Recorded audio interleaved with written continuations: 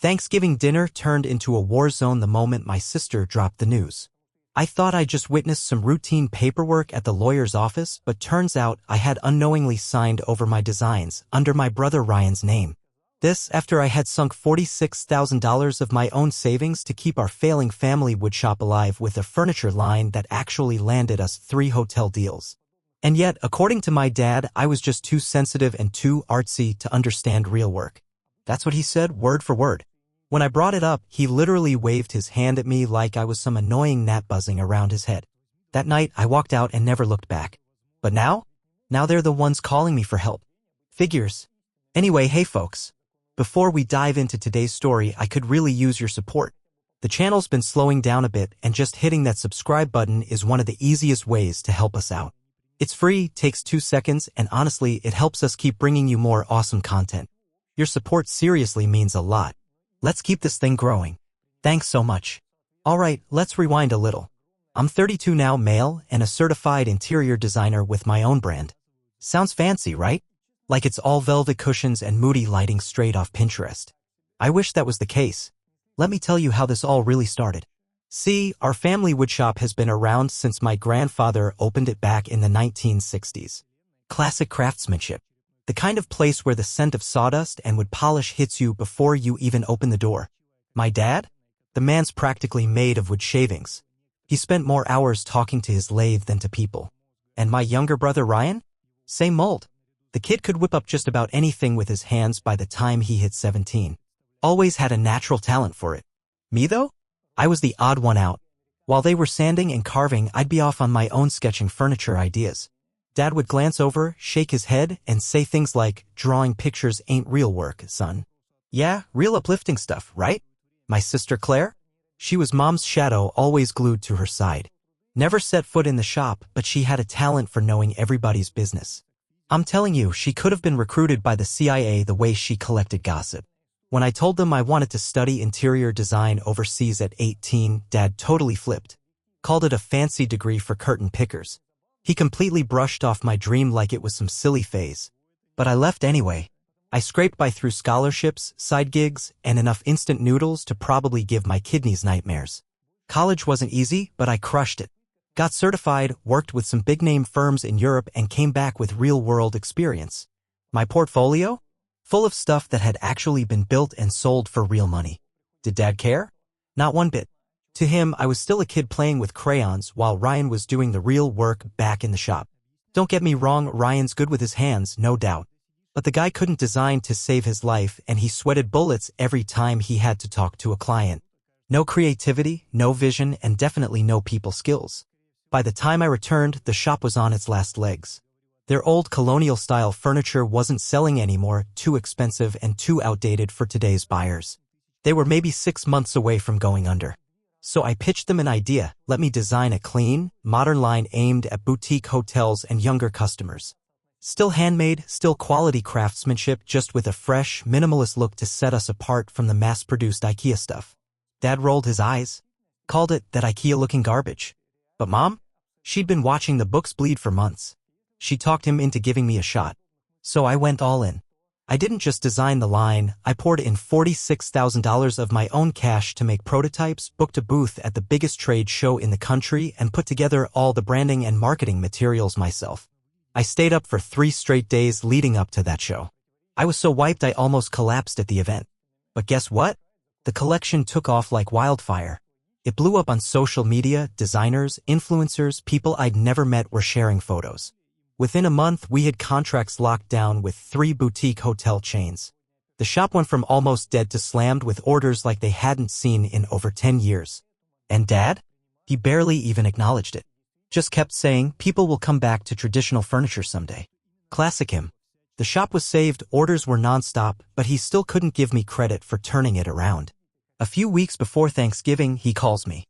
Says he needs me to come with him to the lawyer's office. Just some business paperwork, he tells me. You know this stuff better than anyone, Ethan, be my second pair of eyes. He even sounded almost respectful for once. So I didn't think twice. Figured it was just some legal stuff, updating contracts, maybe something to do with the hotel clients. I threw on a decent shirt and went. The lawyer handed me a thick envelope and asked me to sign as a witness. Not as a client. Not as a beneficiary. Just a witness to some signatures. I didn't read it. Yeah, I know, dumb move. But it was my dad. My own family. You're not supposed to need a magnifying glass when you're dealing with people who share your last name. So I signed. Thought I was helping. Then Thanksgiving rolls around. Whole extended families there, uncles, aunts, cousins, the usual crew. We're sitting around after dinner when Claire, already a few drinks in, leans in and drops a bomb. You know those designs that saved the shop, she whispers. They registered them under Ryan's name. Dad made sure of it. I stared at her, totally thrown off. What are you talking about? I asked. She looked away, guilty as hell. Then she says, that paperwork you witnessed? It wasn't just business updates. It was the official transfer. All the designs, the rights, the ownership, everything went to Ryan. You signed it, Ethan. I felt my stomach turn. I had signed the document that cut me out of my own work. With my own damn hand. For a second, I genuinely thought I was gonna hurl all over the cranberry sauce. Why did they need me to sign it? I asked, my voice shaking. I couldn't wrap my head around it.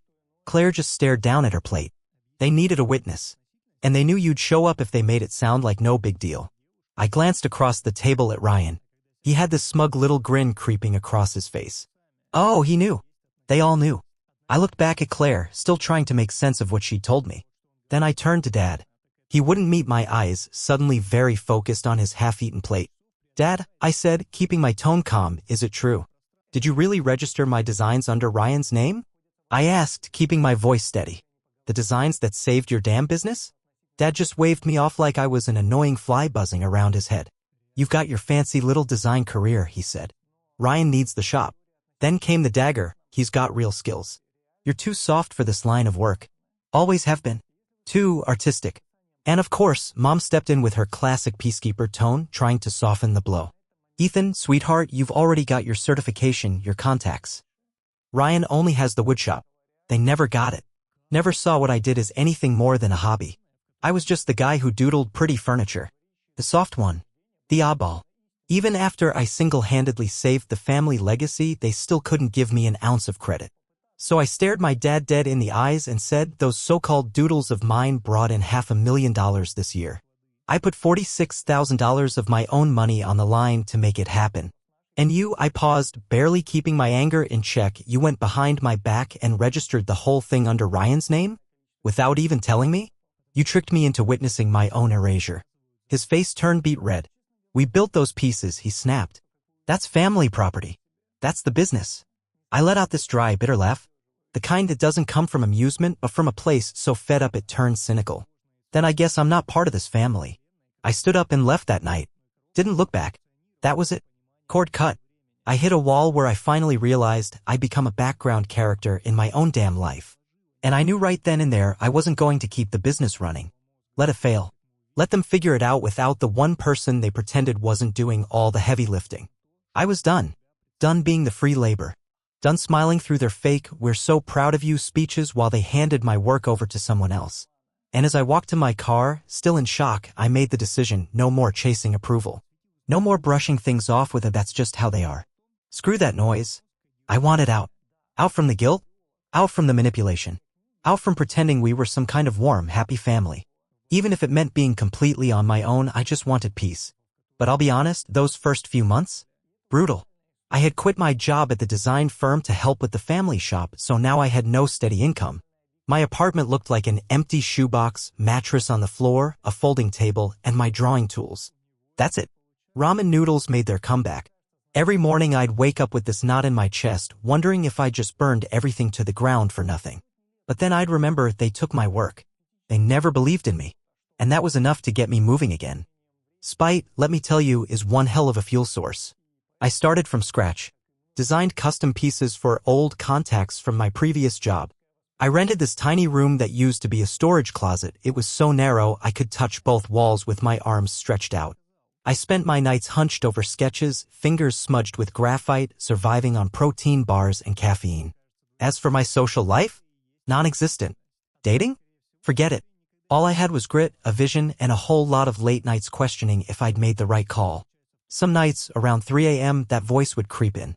Maybe Dad was right. Maybe I was too soft for this industry. But then I'd look at my sketches, the very ones that saved their dying shop, and I'd think, no. I'm damn good. I just needed one other person to see it. Then 4 months in, I finally got a break.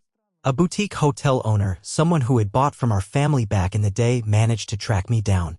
Said he recognized my design style in the pieces he'd purchased and wanted me to furnish their new place in Chicago. Problem was, I had nothing. No shop, no tools, no team, just my sketches and a stubborn belief that I could make it happen. So I started calling around, trying to find someone who could build what I designed. That's when I found Min, an elderly Vietnamese woodworker tucked away in the industrial district. 70-something years old and still outworking men half his age. His shop was small but spotless. Tools hung neatly on the wall, everything in its place. He looked over my sketches, traced one with his fingers, and gave me a small nod. Good lines. Clean. Strong. 3 words, but they meant more than any half-hearted compliment I'd ever gotten from my dad. So we made a deal. I'd design, Min would build, and we'd split the profits. I had to max out every credit card I had just to buy the materials for the first batch. I knew if this job tanked, I was screwed. But I didn't care. There was no plan B anymore. I'll never forget that final night before the delivery. Min and I were running on fumes, putting on the last touches. My hands were cracked and bleeding from all the sanding. Turns out I wasn't so useless in the shop after all. At 5 a.m. after we loaded the final piece into the truck, Min looked over and said in his thick accent, "Your father, stupid man. You have gift." First time anyone from that world ever said something like that to me. That Chicago hotel job led to another. Then another. Word got out in the design community. People started recognizing my work. I launched my own brand, Maddox Modern. Named it after myself, partly to reclaim my name and partly as a big middle finger to the family business. By the end of that first year, I was doing well enough to lease a real workshop. Hired 2 assistants. Min came on full-time. We weren't printing money, but we were growing. And for the first time, I felt like I was building something real. Something mine. But still, I couldn't fully relax. There was always this weight in the back of my mind, like I was waiting for the other shoe to drop. I kept checking my phone, wondering if maybe, just maybe, Dad would call to make things right. Or if Mom would finally reach out. But they didn't. Not once. And when they finally did, it wasn't to make peace. It was to ask for help. A year and a half after I walked away, I got a call from Claire. I hadn't heard a word from any of them since that Thanksgiving disaster. Seeing her name light up my screen felt like seeing a ghost. She skipped right past the small talk.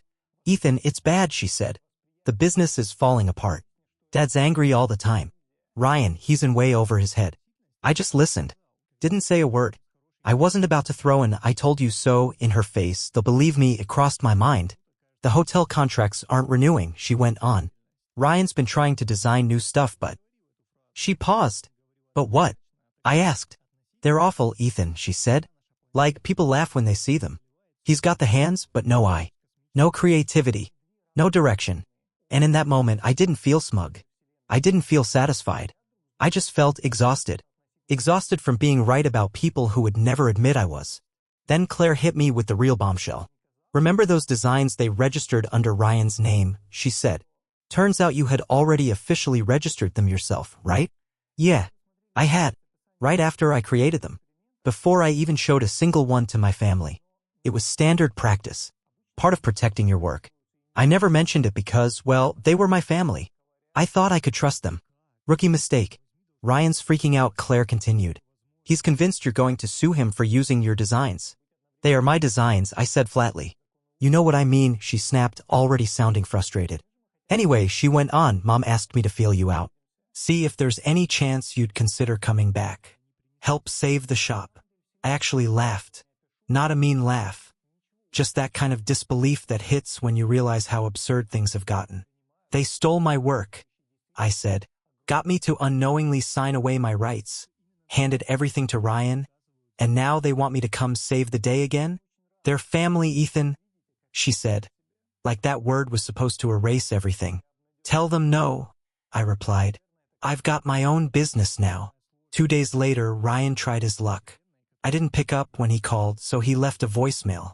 It started all sugary sweet, but it didn't take long for the desperation to kick in. He begged me to come back. Said the business wouldn't make it without me. Claimed he was sorry about the misunderstanding with the designs. Misunderstanding. Like he'd borrowed my jacket without asking. Not stolen the thing I'd built my life around. When I didn't respond, he showed up at my workshop a week later. Min spotted him first, came to the back room and said, "Angry boy here." He tapped his chest. "Same eyes as you, but angry." I stepped outside to the parking lot. Ryan looked rough, dark circles, wrinkled shirt, hair a mess. Dad's golden boy wasn't so polished anymore. "We need to talk," he said. "We are," I replied, arms crossed. "The business is falling apart, Ethan. We need your help. Your creative touch." He nearly gagged saying it. "No," I said, plain and simple. His face turned red. "What do you mean, no? This is our family legacy." "Your legacy," I corrected. "Remember Thanksgiving? Dad made it pretty clear I wasn't part of that equation. That was just Dad being Dad." He tried to brush off. "You know how he is." "Yeah," I said. "That's the problem." Then came the desperation. He offered me 30% of the business. Said Dad would finally step back and let me take over creatively. But it would still be their company. My designs, Ryan's name, Dad's name, their rules. Too little, too late. "I've got Maddox Modern now," I said. "And it's doing just fine, without the family drama." That's when he snapped. Started yelling that I was turning my back on the family. That I'd always been arrogant. Thought I was better than everyone else. "You're nothing without us," he shouted as I turned and walked away. "That fancy degree doesn't make you special. You can't even build your own furniture." I kept walking. Min was standing quietly at the doorway, watching the whole thing. As I passed him, Ryan's final words echoed behind me. "You'll regret this, Ethan. I swear to God you will." Min raised one eyebrow as I walked by. "Family?" he asked. "Not anymore," I said.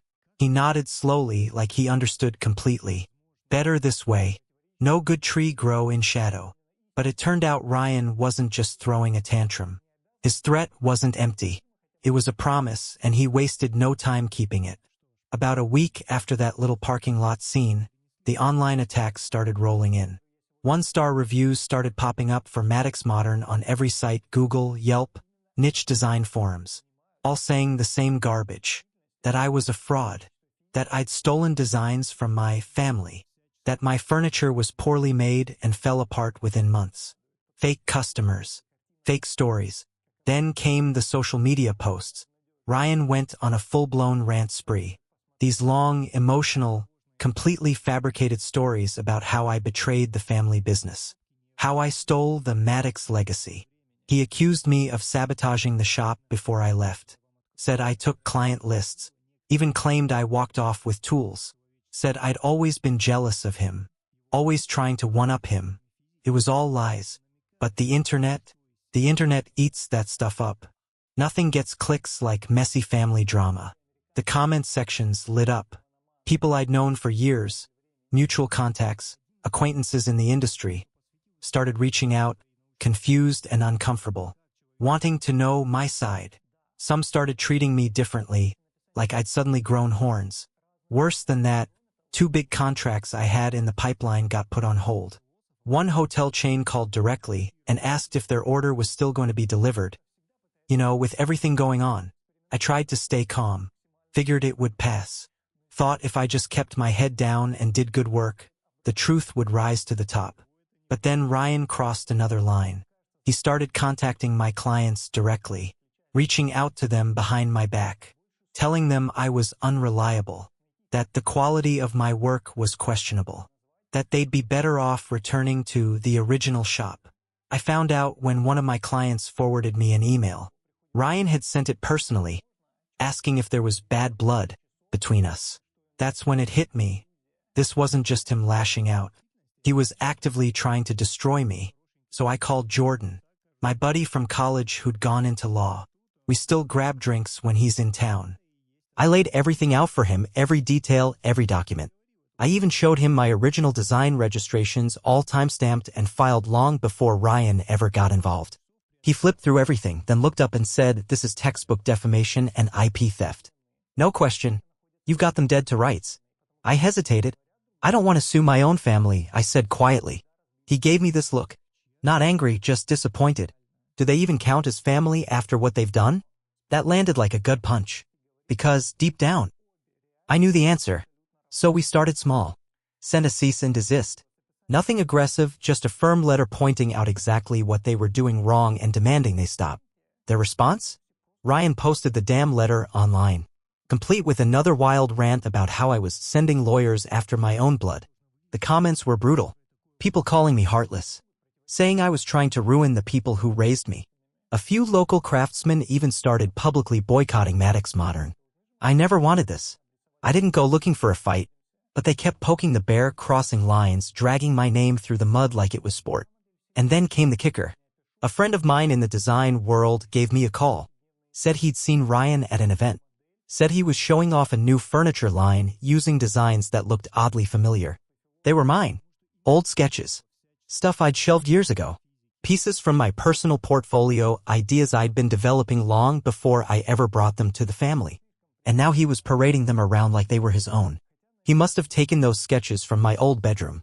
Some of them dated all the way back to college, stuff I hadn't touched in years. I never thought he'd stoop this low.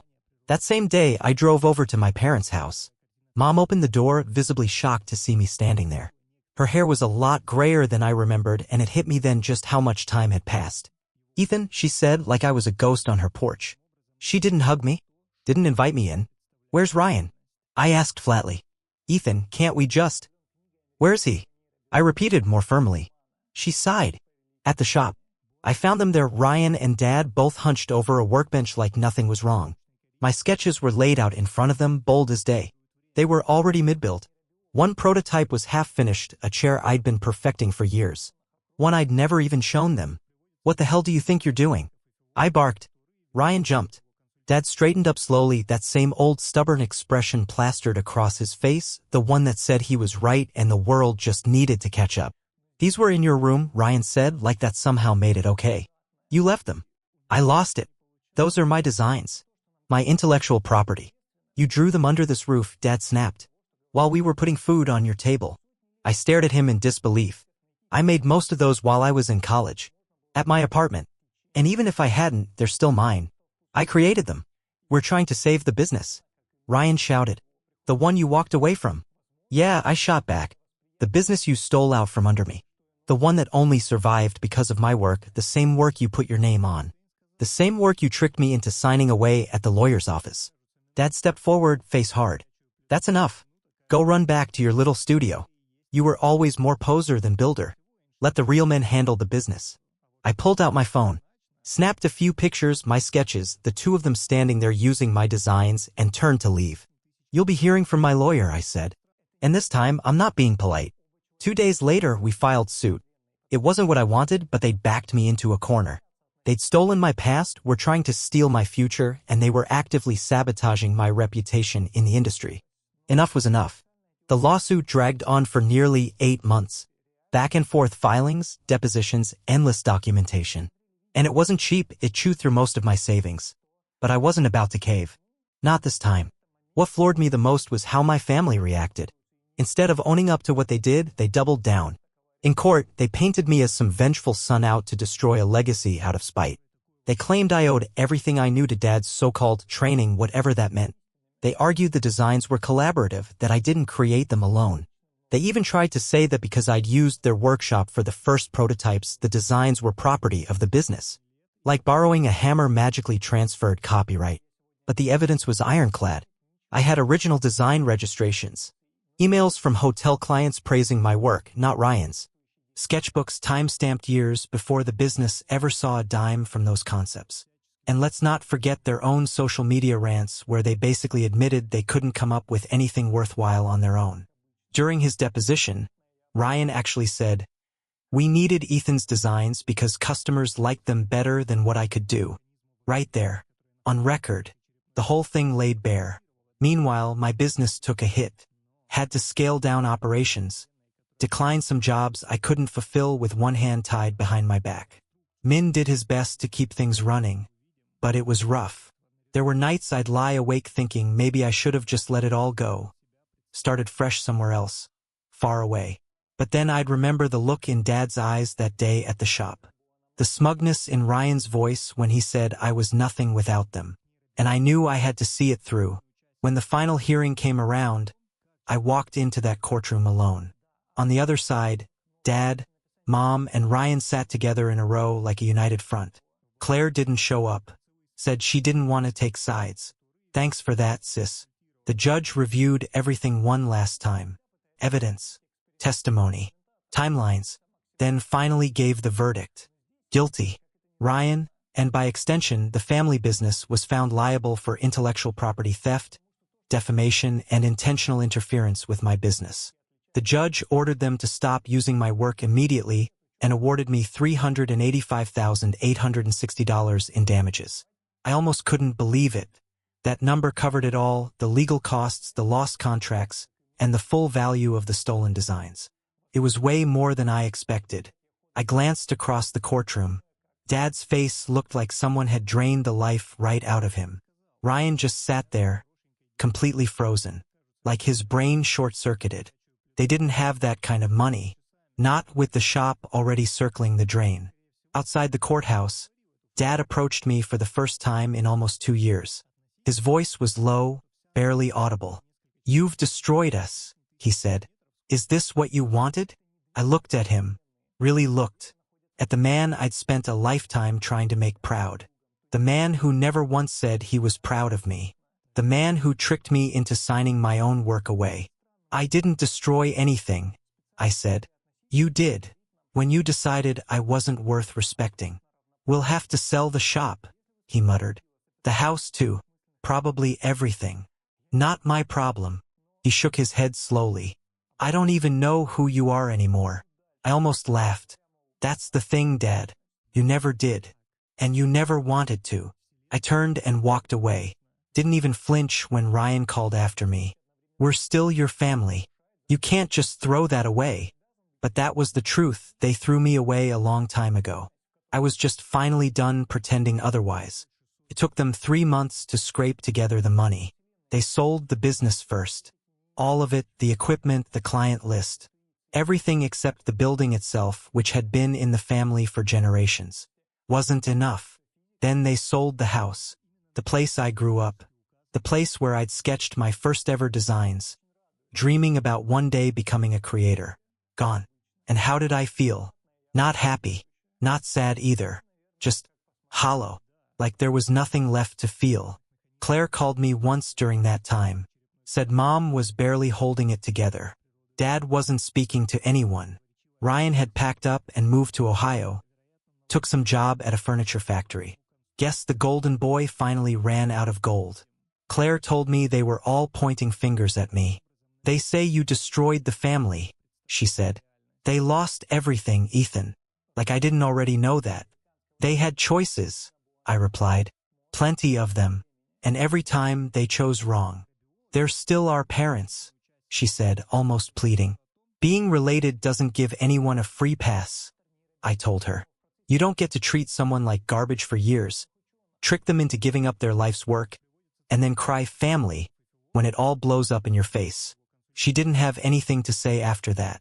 Since then, my business has kept growing. Steady and strong. Oddly enough, the publicity from the lawsuit ended up helping. Folks in the design world started paying attention. Looked me up. Liked what they saw. Turns out I wasn't the only one. A surprising number of creatives had similar stories. Family members or partners trying to claim credit, control the vision, steal the spotlight. I moved into a bigger workshop.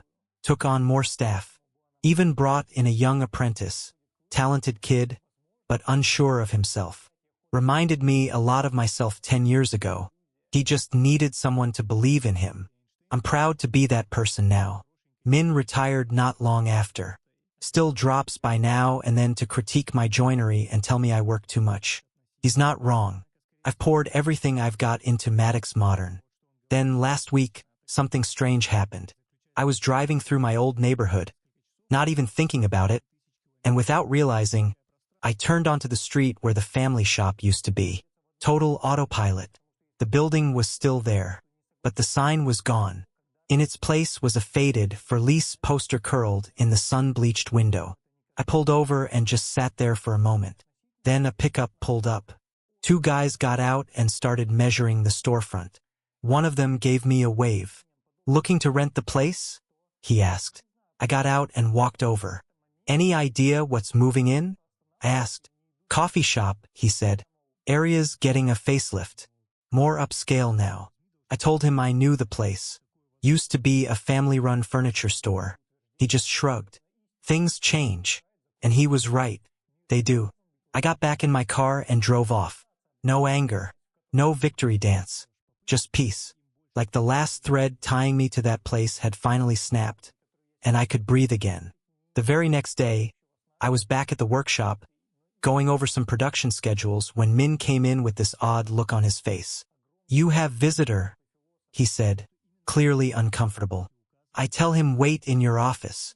When I opened the door, I froze. Ryan was sitting there. He looked older, worn out.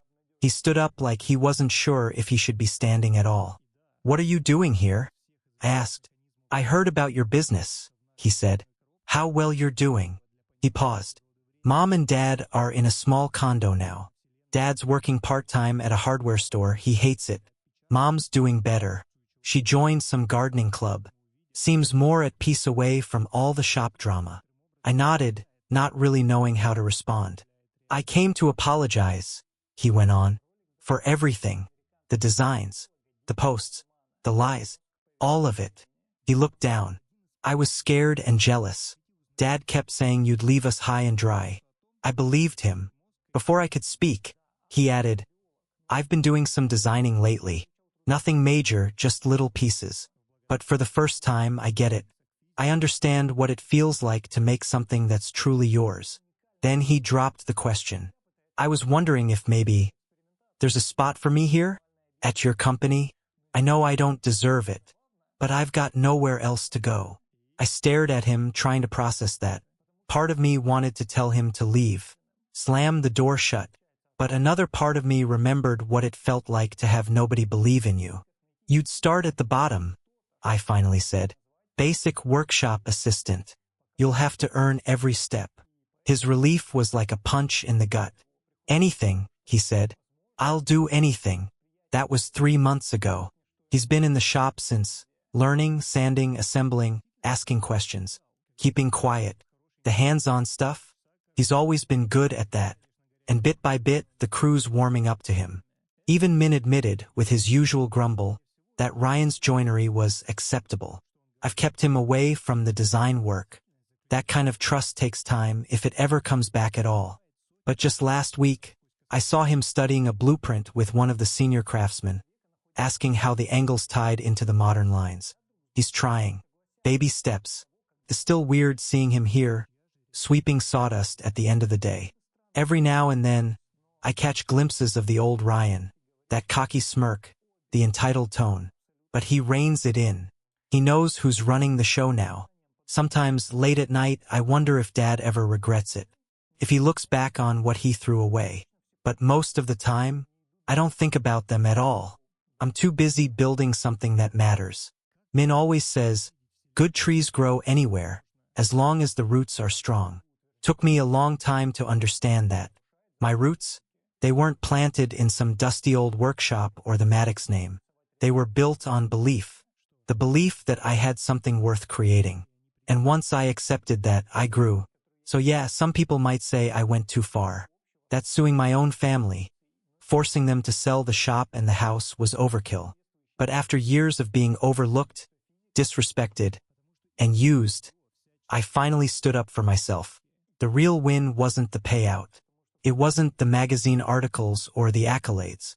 It was this life I've built on my own terms, in my own space, by my own hand. And maybe, just maybe, there's room in that space for second chances too.